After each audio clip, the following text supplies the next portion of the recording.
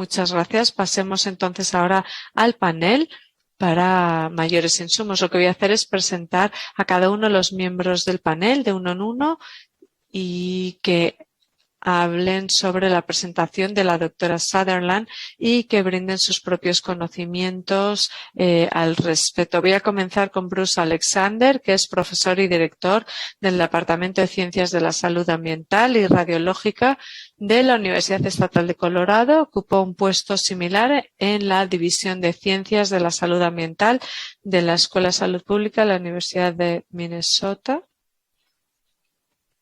Es un epidemiólogo ocupacional y ambiental con interés de investigación de los determinantes ambientales del cáncer y las enfermedades respiratorias, la prevención y el control de lesiones.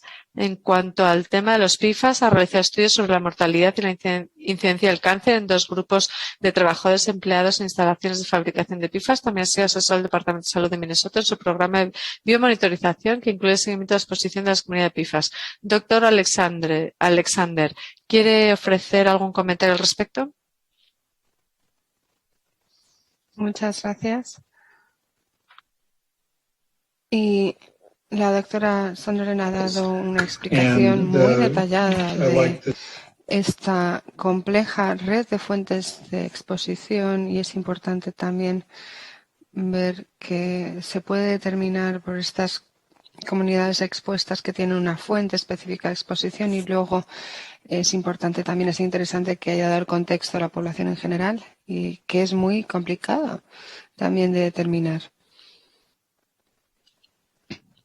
Y además esto lleva justamente a la responsabilidad de este comité. ¿Qué se hace con esta información para poder informar al público y también los expertos para monitorear la salud pública y prevenir esas exposiciones?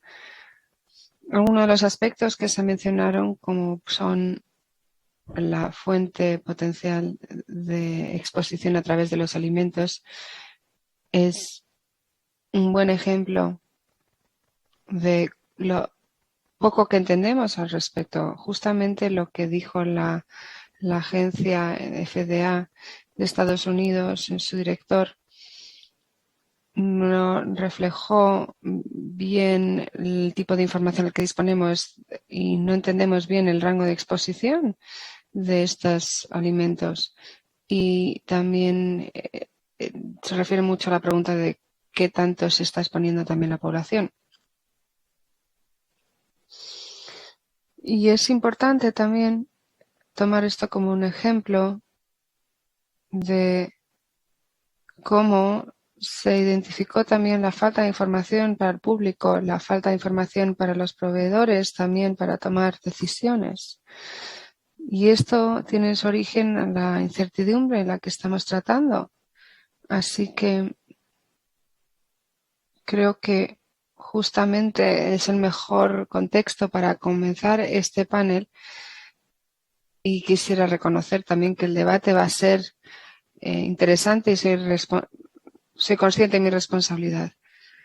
Pero cuando hablamos de la exposición y los tiempos de biomonitoreo, es muy importante que estas comunidades tengan un proceso de monitoreo del progreso de la eliminación de estas fuentes de exposición.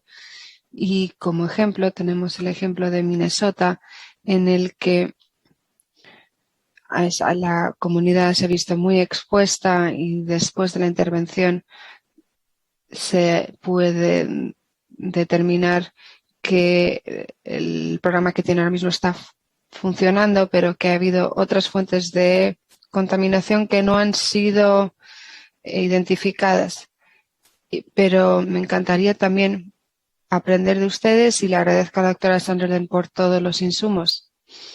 El siguiente del panel es Thomas Webster, que es de la Universidad de Salud Pública y ha tenido mucha información sobre las áreas principales de investigación, las vías de exposición, los peligros para la salud, los compuestos emergentes, especialmente los que se utilizan en productos de consumo y se encuentran en el ambiente interior, en el agua, en los alimentos, los efectos sobre la salud de la exposición a mezclas de sustancias químicas con aplicaciones en toxicología y la sistema endocrino y también los aspectos metodológicos, la epidemia ambiental, en particular la inferencia causal y el sesgo ecológico. Dr. Webster lleva 15 años estudiando PFAS y también es parte del comité de la Universidad de Florida y del equipo de exposición y reconstrucción, para el modelo de reconstrucción y exposición. Muchas gracias, doctor, por su presentación. Sé que hemos tenido unas discusiones extensas al respecto. Lo que quería hacer simplemente es mencionar unos puntos específicos. Para empezar, el primero se refiere a las intervenciones. Creo que hay dos tipos de intervenciones que podríamos considerar. Y tenemos un programa constante en el que se ha cambiado la tendencia a la producción de PFAS y cómo entran en el medio ambiente y se están utilizando otras opciones que necesariamente no son mejores. Y creo que básicamente lo que estamos haciendo es encontrar otras soluciones que no son mejores y generan más trabajo para los investigadores. Y también hay que entender la información que tenemos ante nosotros, los contaminantes que ya están en el agua. Así que en lo que se refiere a las intervenciones hay dos vías. Para empezar, la intervención inmediata. Por ejemplo, en lo que se refiere al empaquetado de alimentos, se puede intervenir de forma inmediata, pero en otros, los que están en el medio ambiente, van a estar en el sistema, en el medio ambiente durante mucho tiempo. Y en segundo lugar, existe la brecha entre los niveles que se encuentran, niveles de organofluoramida en ser humano y su relación con PFAS. Esto es algo que ha mencionado la doctora Sunderland y mi equipo también y estudiantes han hecho un estudio a nivel de Estados Unidos y se observa un alto nivel de organofluoramida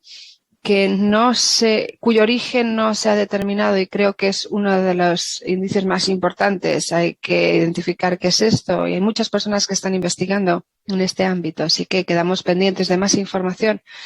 En tercer lugar, quería mencionar algo sobre las vías de exposición. Estoy totalmente de acuerdo con Elsie y creo que quisiera añadir lo siguiente. Existen estudios bastante sólidos sobre lo que se refiere a la exposición de compuestos en interiores, cómo se utilizan estos compuestos en productos de consumo general y cómo estos justamente contribuyen a los altos índices que vemos en el ser humano.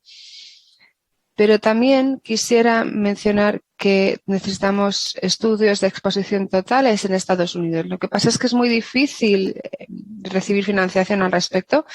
El NHS, el Sistema de Salud Nacional, no tiene recursos para hacerlo, no hay forma de llevarlo a cabo. Y ahora mismo no existe una iniciativa sólida también de la Agencia de Protección Medioambiental de Estados Unidos. Así que es algo a lo mejor que la academia podría también mencionar.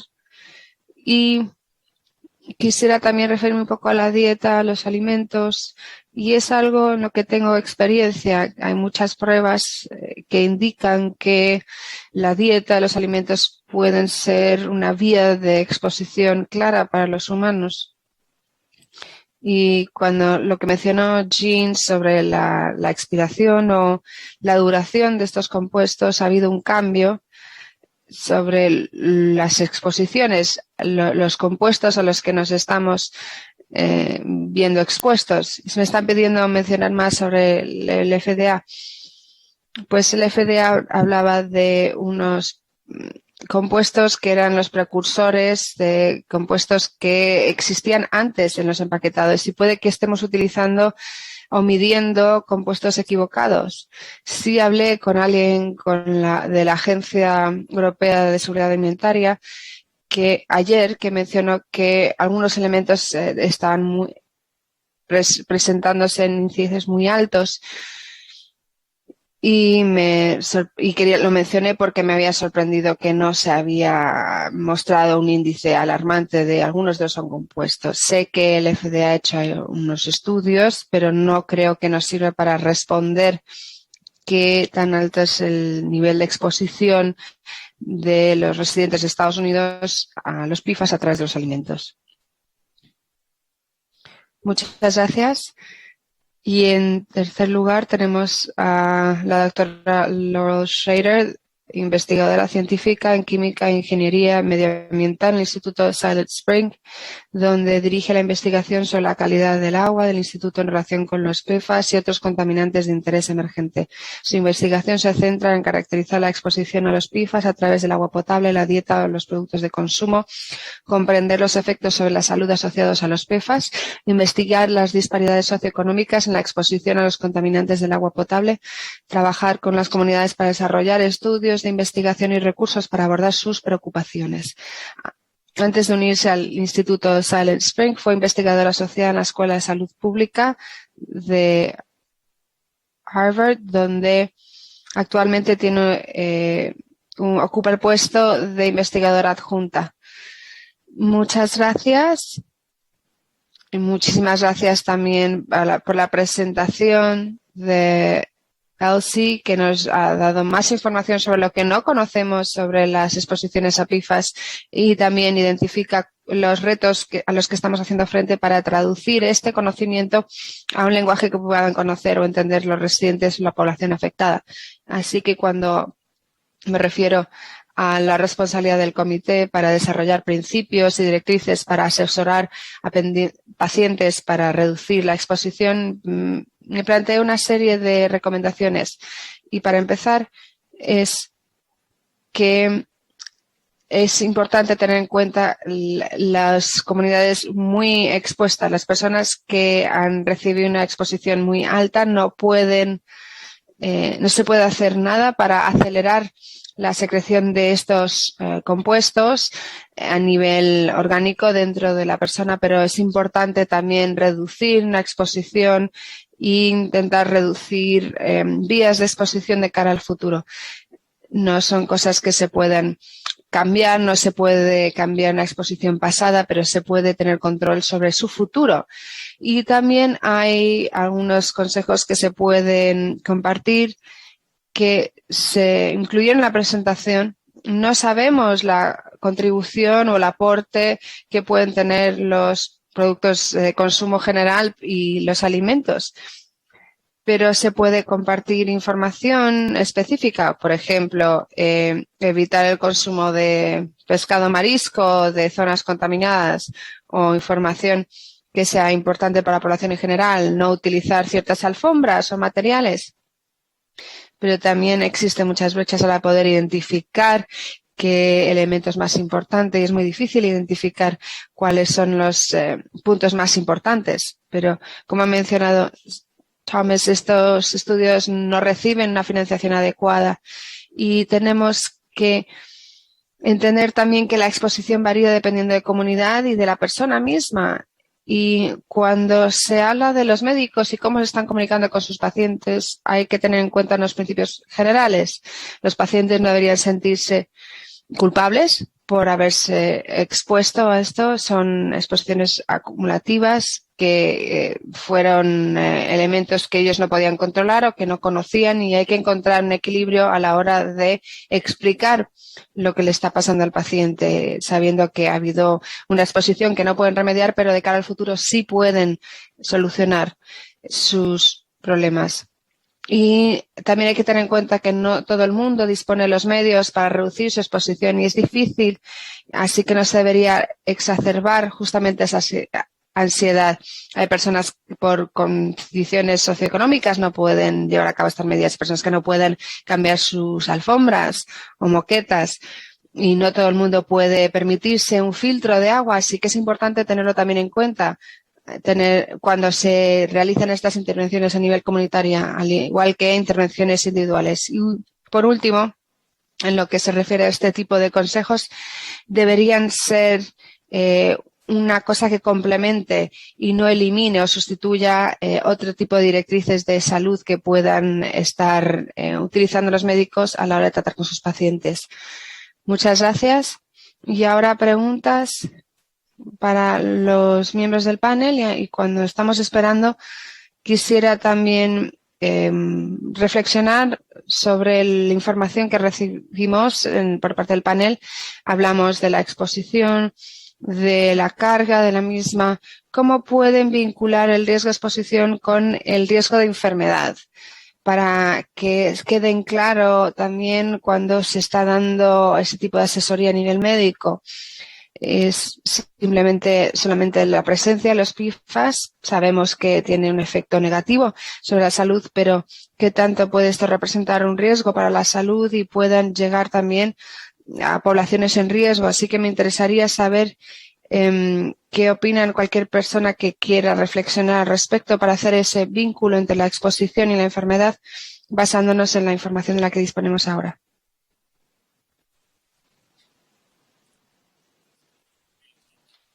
Tom, yo soy epidemiólogo medioambiental. Hacemos esto todo el rato. Para las PFAS, por lo general, utilizamos monitoreo de serum como la medida de exposición y lo relacionamos con resultados de salud. Muchos estudios que se han hecho en los últimos 10 años, más o menos. Obviamente, es una pregunta interesante. A veces es mejor utilizar una medida externa de exposición, pero eso es lo que hacemos, intentar analizar a la asociación entre mezclas de PFAS que encontramos en el serum sanguíneo y resultados de salud. Ese es el marco general que utilizamos. ¿Hay alguna otra persona que quiera decir algo? Sí, yo también creo que siempre hay desafíos con este tipo de estudios y al final tenemos herramientas limitadas para identificar los efectos en la salud de exposición. Hay mucha investigación y ahí se ha visto mucha incertidumbre en cuanto a los efectos en la salud, porque causa todo y nada, en cierto modo.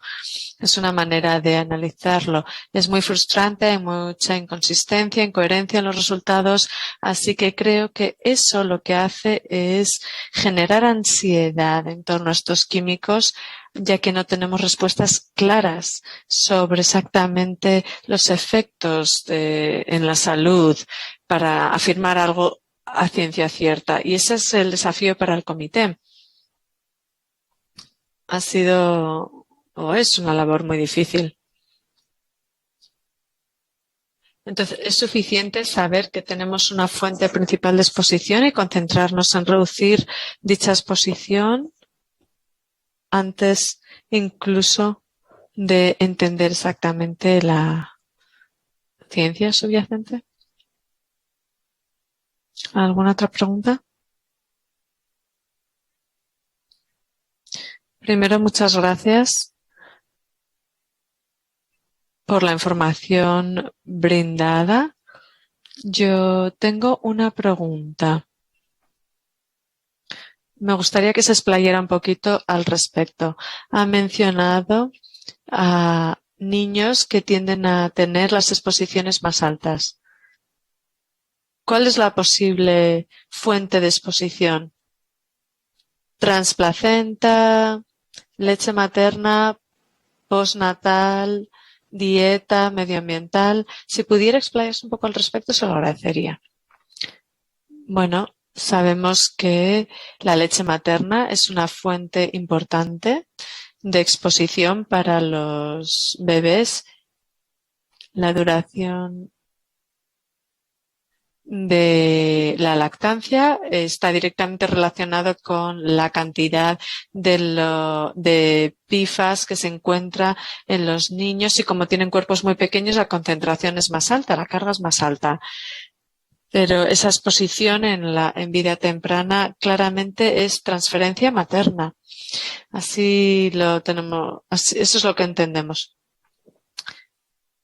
hemos establecido esto para muchos otros compuestos que los niños también tienen exposición a través de polvo, se les pegan las manos, luego lo chupan. Aunque para los adultos no es tan preocupante el hecho, yo creo que para los niños también. Sí, hicimos un estudio de niños y se veía una relación directa entre ciertos tipos de PFAS asociados con contacto a través de la mano, de la boca, que no se ve en los adultos. Así que tiene una composición bastante específica. Los niños muy jóvenes seguramente sea a través de la carga materna. Y una vez llegan a la edad de 5 a 11 vemos diferentes exposiciones en adultos también. Aunque los adultos no deberían estar gateando por la alfombra tanto como los niños. ¿Alguna pregunta? Sí, Alex. Primero, gracias por la presentación. Simplemente quería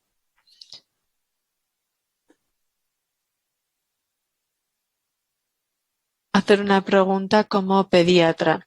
Mi primera pregunta es, en su trabajo, ¿ha analizado sangre de un niño, por ejemplo, del cordón umbilical y luego después de haber sido amamantado para ver cuál es la exposición que ha tenido ese niño?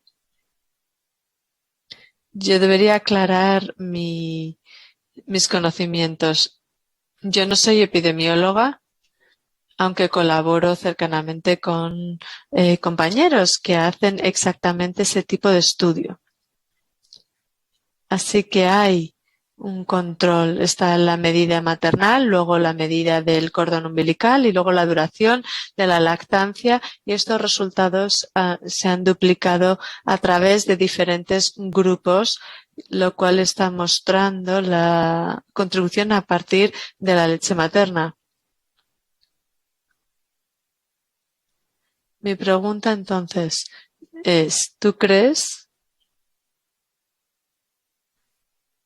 que las nuevas madres deberían amamantar a sus hijos si se han visto expuestas a PFAS, o usted recomendaría que no hagan lactancia materna?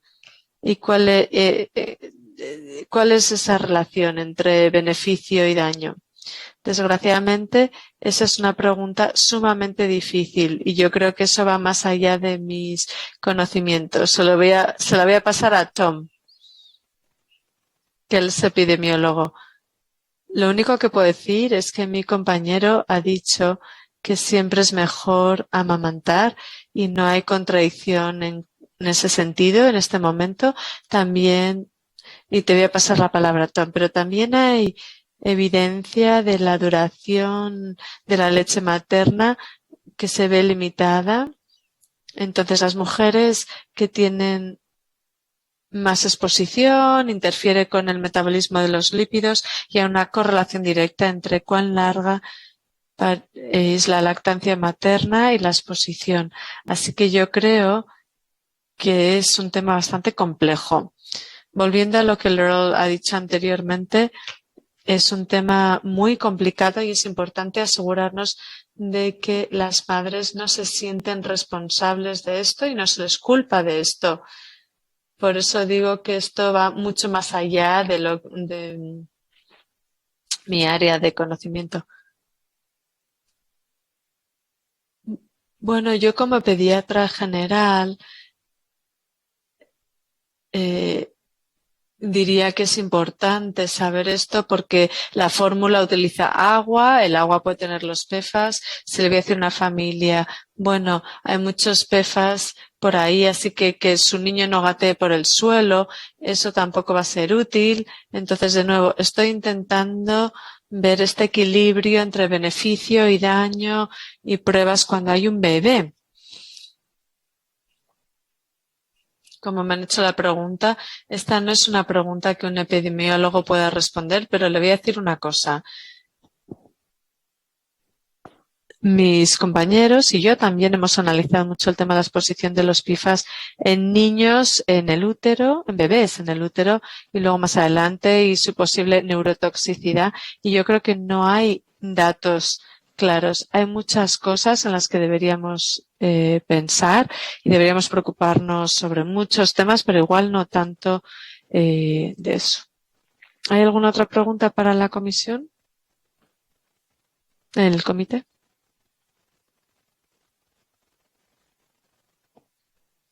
No, nadie está pidiendo la palabra. Chris, sí, adelante, Nat.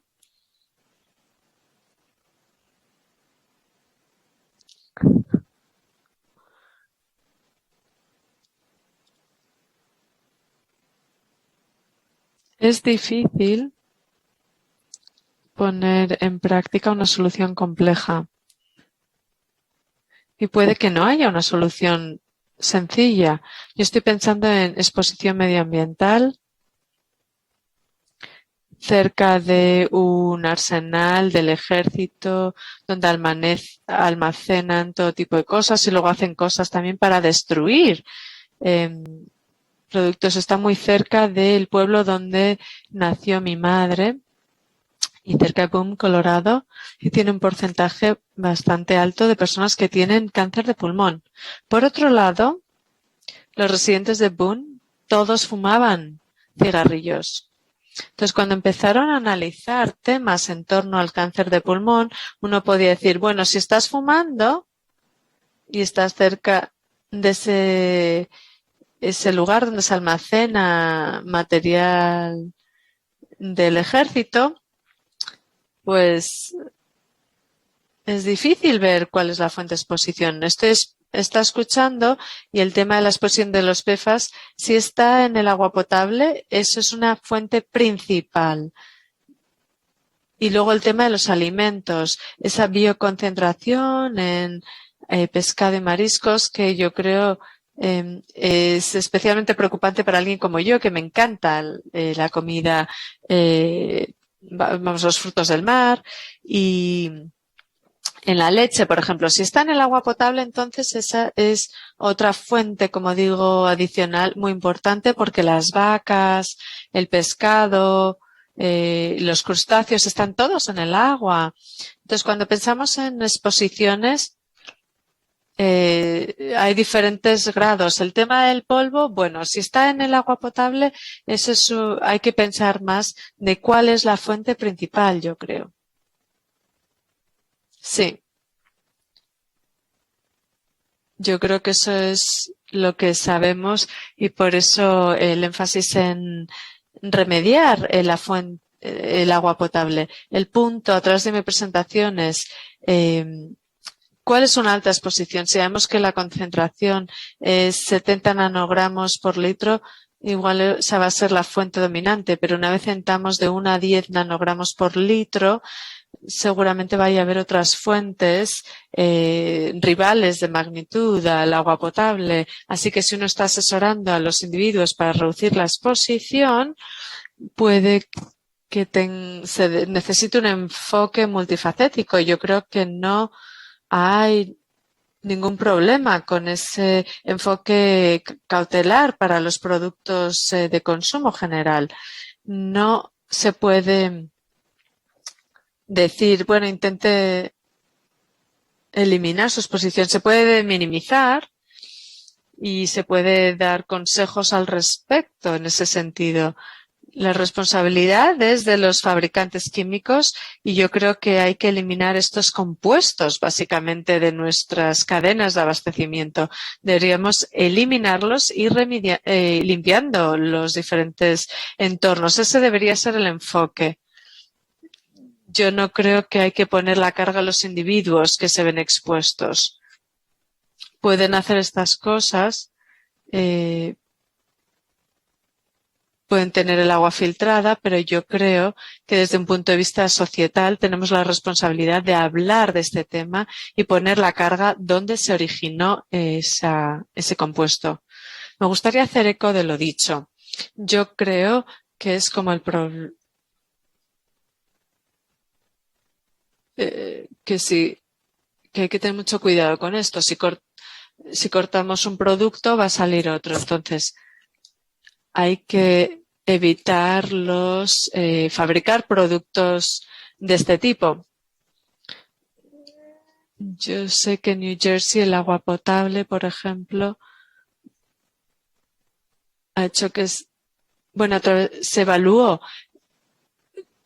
la concentración en el agua y se determinó que era la fuente principal era como 20 o 30 partes por trillón. Eso brinda cierta guía sobre en qué punto la concentración en el agua se concentra en la principal fuente de exposición, y también a las comunidades impactadas hay que ver si hay problemas de agua contaminada, hay que abordarlos inmediatamente y luego hay que ver cuál es el legado de esa contaminación, esa exposición a los productos tóxicos, productos, por ejemplo, del jardín, los alimentos que se cultivan de manera local y cuál es la huella geográfica de todo ese agua contaminada a largo plazo.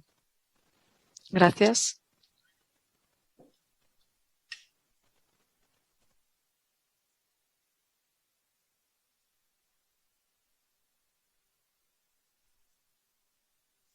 Muchas gracias y espero que sea de utilidad. La verdad es que la información ha sido de gran importancia para mí.